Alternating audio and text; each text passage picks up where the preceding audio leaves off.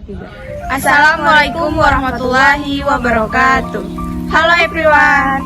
Perkenalkan, kami dari kelompok 10 yang beranggotakan 2 orang. Sini saya Dini Lestari dan teman saya Resya Natasha. Baik, di sini kami akan memaparkan materi kami tentang sistem moneter kebijakan internasional. Selamat menyaksikan. Sistem moneter internasional, sejarah dan kontroversi saat ini. Yang pertama, peristiwa sebelum tahun 1973. Ada standar emas. Meskipun Britania Raya mengadopsi standar emas pada awal abad ke-18, periode di mana sistem tersebut sebagian besar negara-negara industri adalah dari tahun 1880 hingga 1914. Amerika Serikat kembali ke standar emas pada tahun 1879 setelah meninggalkannya selama Perang Saudara. Standar emas runtuh pada awal dan pertengahan tahun 1930, sebagian karena negara-negara surplus, atau terutama Amerika Serikat melakukan sterilisasi aliran emas, sehingga proses penyesuaian menjadi lebih parah bagi negara-negara defisit. Kemudian ada sistem Bretton Woods. Para pemimpin dari negara-negara sekutu sangat ingin menghindari anarki ekonomi internasional pada tahun 1930, tetapi menyadari bahwa keketannya standar emas tidak mungkin dan mungkin tidak diinginkan. Sebuah konferensi diadakan di Bretton Woods, New Hampshire, pada musim panas tahun 1944 yang menghasilkan dalam bentuk dokumen-dokumen pendirian Dana Moneter Internasional, garis besar dari sistem keuangan internasional yang berfungsi dari akhir tahun 1940-an hingga awal tahun 1970. Bank Dunia juga didirikan pada konferensi tersebut. Selanjutnya, pasar euro currency. Yang pertama, bagaimana pasar euro dolar berfungsi? Misalkan, perusahaan A yang memiliki deposit sebesar 10 juta dolar di Bank Amerika Serikat memutuskan untuk menempatkan jumlah tersebut di Bank London. Sebuah Eurobank, sebagaimana kita akan menyebut setiap bank komersial di seluruh dunia yang menerima deposit dalam dolar dan mata uang lain selain mata uang nasional sendiri. Kemudian yang kedua, alasan pasar euro dolar ada, yaitu dikarenakan bahwa pasar euro dolar menyediakan cara untuk menghindari banyak regulasi dan kontrol yang pemerintah nasional telah diterapkan pada pasar uang domestik dan operasi bank. Kemudian yang ketiga, dampak pasar euro currency terhadap otonomi moneter nasional.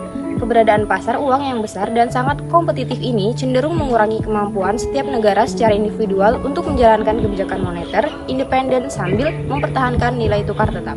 Selanjutnya, mendaur ulang oil payment. Negara-negara pengimpor minyak harus membayar minyak tersebut sebagian besar dalam dolar. Dengan demikian, dalam melakukan pembayaran, mereka menarik cek dari deposit dolar mereka di bank-bank Amerika Serikat. Negara-negara OPEC kemudian harus memutuskan apa yang akan dilakukan dengan penerimaan dolar yang besar ini. Selanjutnya, nilai tukar mengambang. Yang pertama ada sejarah singkat dari Flood Amerika Serikat. Adopsi nilai tukar fleksibel pada bulan Maret 1973 oleh negara-negara industri utama secara luas. Diperkirakannya hanya bersifat sementara. Nilai tukar masih dipandang sebagai sistem yang normal dan lebih disukai. Dan diperkirakan bahwa ketika nilai tukar mengambang berada pada kisaran yang sempit, nilai tukar tersebut dapat diperbaiki.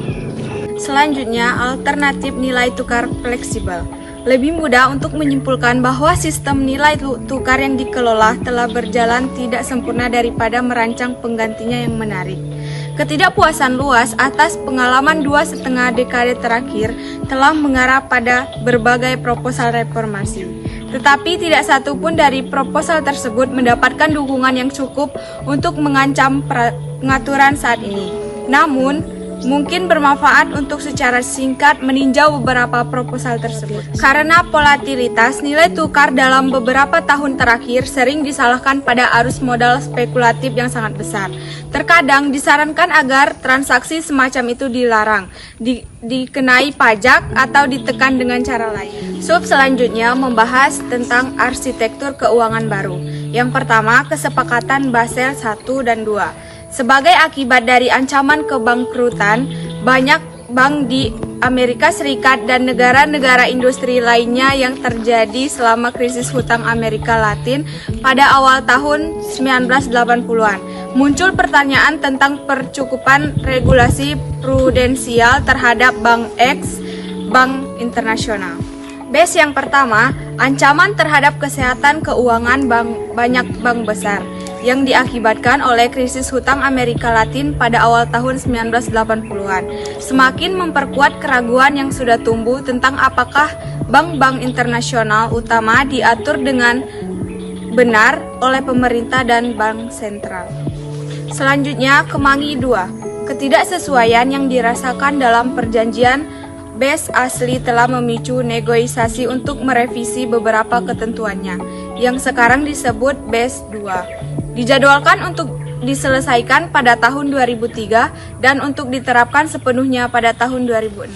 Sub yang terakhir, kebangkrutan negara untuk negara-negara krisis yang memiliki utang besar.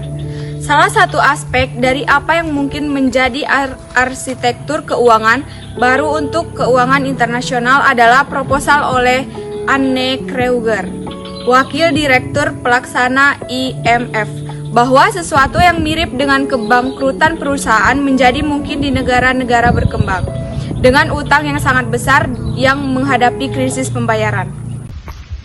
Baiklah teman-teman, itu tadi pemaparan materi dari kelompok kami. Kami pamit undur diri.